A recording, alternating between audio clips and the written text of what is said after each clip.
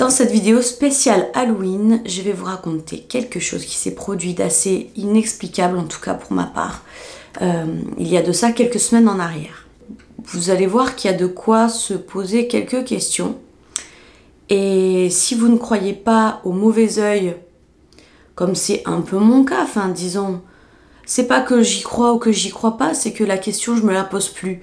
Moi je viens d'une famille qui croit beaucoup au mauvais œil, à la jalousie des gens, à l'envie des gens, même de la part de personnes qui vous aiment profondément, même venant de la famille, vraiment. Parce que le sentiment en lui-même passe au-dessus des relations, passe au-dessus de tout, et que si tu nourris un mauvais sentiment pour quelqu'un, en gros il peut lui arriver quelque chose de par ses intentions que tu orientes vers lui. Donc nous on est vraiment une famille, voilà, moi je sors d'une famille comme ça, mais vu que je suis quelqu'un de aussi pragmatique, et j'ai l'impression que plus j'avance dans l'âge, plus je deviens pragmatique sur des trucs auxquels je croyais juste sur la bonne foi des uns et des autres, et bien je vous avouerai que là, l'histoire qui va suivre est tout de même troublante. Donc tout commença cet été, j'étais enceinte de quelques semaines, moins de 10 semaines, ça c'était sûr. Et un soir, je fais un rêve, un premier rêve. J'ai rêvé que j'étais partie avec mon mari qui faisait un déplacement professionnel et qu'on l'avait accompagné du coup avec les enfants. On était logés dans un Airbnb et à l'intérieur de ce Airbnb, donc c'était une grande pièce principale, un salon quoi, et sur tous les murs, c'est-à-dire vous aviez un mur avec une porte et je me rappelle plus de ce qu'il y avait dessus, mais les trois autres murs qu'il y avait visibles face à moi, c'était des murs avec des étagères en bois, et puis sur chaque couche d'étagères, il y avait des rangées et des rangées de vieux poupons anciens. Et dans mon rêve, je vais dormir, et en me réveillant, premier des réflexes, c'est aller aux toilettes.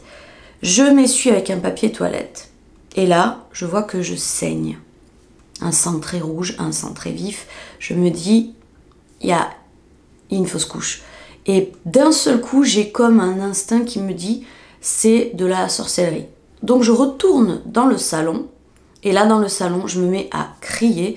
Je dis, mais qui a fait ça? Qui c'est qui m'a fait ça? Et en posant cette question sans attendre de réponse, parce que bon, qui veux-tu qui te réponde comme ça? Dans ma vue là, sur le côté, j'aperçois un poupon qui lève furtivement la main comme ça, et la main redescend. Donc je me retourne, je m'avance vers ce poupon, mais le ventre noué, et je lui dis, c'est toi qui m'as fait ça? Et au moment où je lui pose la question de si c'est lui qui a fait ça, il y a un poupon à côté de lui qui tombe au sol, et en tombant sur le sol, il se met à rire de plus en plus fort, de plus en plus fort, de plus en plus fort. Petit détail à ce rêve, c'est que lorsqu'il était en train de rire, vous voyez les bébés en vinyle, ils sont en texture vinyle.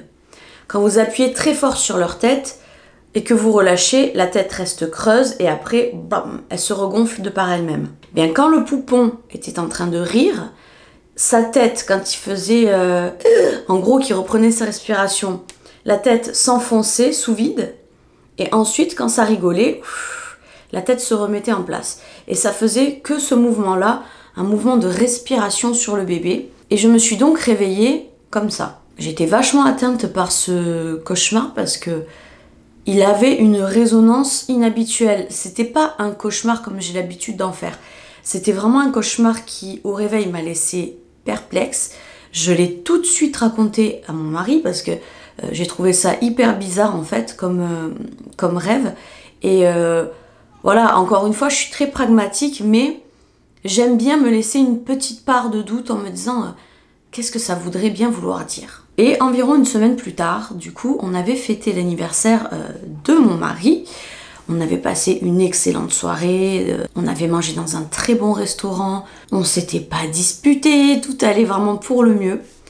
On rentre à la maison et là, on se couche. Et cette nuit-là, je refais un autre cauchemar. Je rêve que je me réveille, faut suivre, je rêve que je me réveille, je vais aux toilettes, je m'essuie à nouveau après avoir fait pipi et de nouveau je saigne. De nouveau je saigne et là, cette fois-ci, je ne me contente pas que de saigner, je sors carrément un fœtus dans ma main, un fœtus d'une dizaine de centimètres.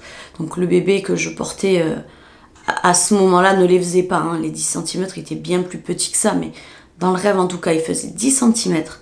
J'avais pu voir entre ses jambes qu'il s'agissait d'un petit garçon. Et là par contre j'ai ressenti une profonde tristesse. Vraiment rien à voir avec le premier cauchemar où voilà, j'avais juste rêvé d'avoir saigné. J'ai piqué ma colère, mais dans le fond du fond, en parlant sentiment, non, je ressentais rien de particulier. Tandis que là, j'ai ressenti la tristesse, la douleur de l'inachevé, de l'inabouti, de se dire ce bébé finalement il est parti trop vite, il est parti trop tôt. Pourquoi? Et ça ne m'est jamais arrivé, vous voyez, j'ai jamais fait de fausse couche de ma vie, donc je ne sais pas ce que ça fait que de perdre même un fœtus, je ne le sais pas. Donc j'étais profondément triste, j'en parle du coup à mon mari, je lui montre, je lui fais regarde ce qui m'est arrivé. Les enfants étaient autour, eux aussi voulaient voir, on était tous un peu hagards, un peu perdus, et je ne sais pour quelle raison, on est passé de l'intérieur de la maison à l'extérieur. Alors l'extérieur c'était un jardin, on peut même pas dire un jardin, c'était un jardinet, enfin une entrée, oui, bordé d'un grillage avec, je crois, un petit buisson comme ça pour briser un peu la vue de l'intérieur de la maison, du jardin.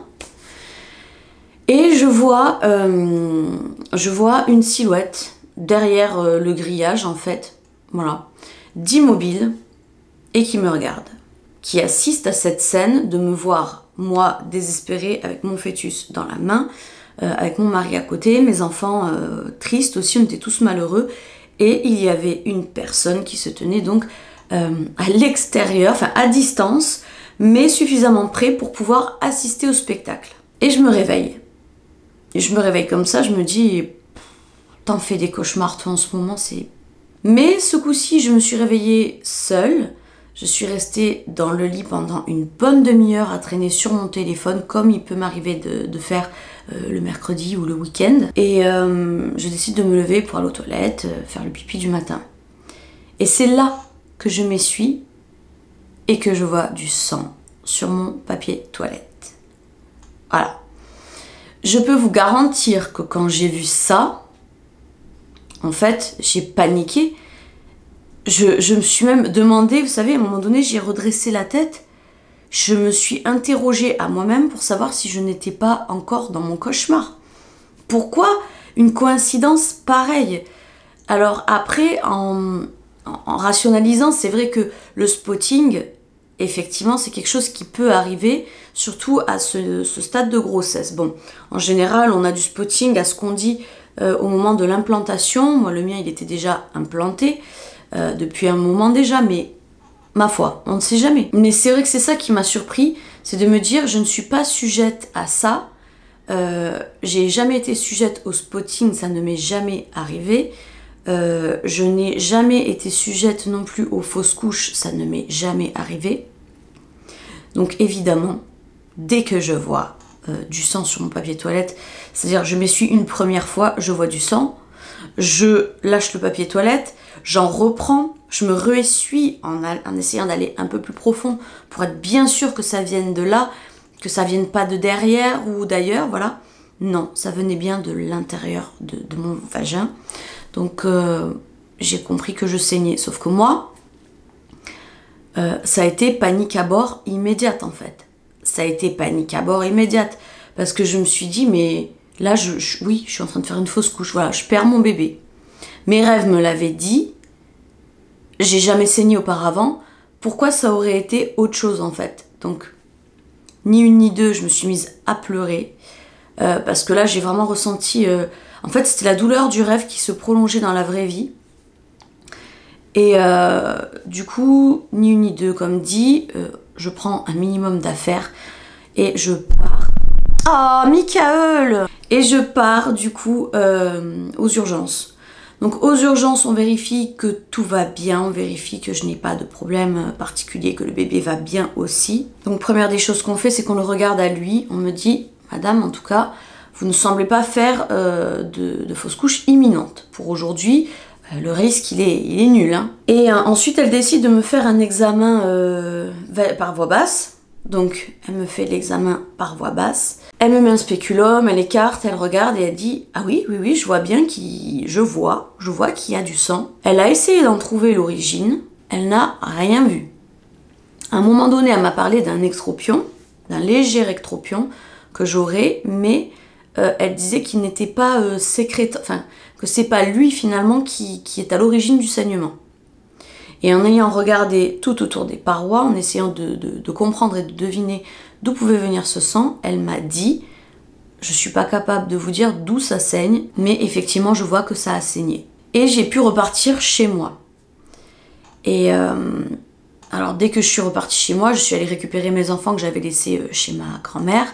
Chez ma grand-mère, il y avait mon oncle, sa femme, enfin on était là en famille. Et je lui dis, c'est bizarre, tu sais mémé, parce que j'ai rêvé cette nuit que j'avais saigné et au réveil je saigne. Et je lui raconte ce rêve et je lui raconte le précédent. Et là elle me regarde, elle me fait, ma fille, on t'a mis les yeux. Il y a quelqu'un qui n'est pas content pour toi, pour ta grossesse, il y a quelqu'un qui te veut du mal. Et j'avouerai que ça m'a un peu laissé perplexe. Voilà. Je me suis dit, mais qui déjà? Qui? Et pourquoi? Parce que à cette époque-là, j'avais pas encore fait ma grosse annonce, donc il y avait vraiment une poignée de gens quoi, qui étaient au courant. Et voilà, d'après ma famille, d'après mémé, d'après tout ça, on me voulait peut-être pas forcément du bien. Mais avouez, vous, les plus pragmatiques également, que c'est quand même un peu étrange. Donc je serais vraiment contente de connaître vos opinions là-dessus. Donc l'espace commentaire est fait pour ça. N'hésitez pas à partager votre avis. Si vous avez aussi des histoires similaires d'ailleurs à raconter, n'hésitez pas non plus à le faire. Ça permettra de se sentir un peu moins seul. Et j'espère en tout cas que ce témoignage vous aura intrigué, intéressé. Et on se dit à très bientôt dans une prochaine vidéo. Bye bye.